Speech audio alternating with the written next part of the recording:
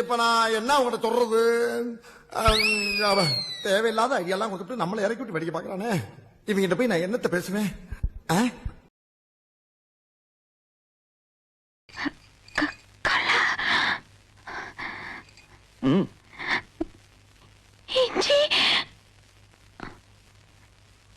பெரும் காத்துதாங்க வருது. Correct. India is the second fastest growing economic country in the world. Yeah. India is spending more money in agriculture. Now internet has reached even in remote villages. But still inflation is becoming very high. Yeah. India, China and Russia shares 2/3 of the global growth. Yeah, I agree with her. Yeah. யாயா தவிர வேற ஏதாச்சும் சொல்லுங்க.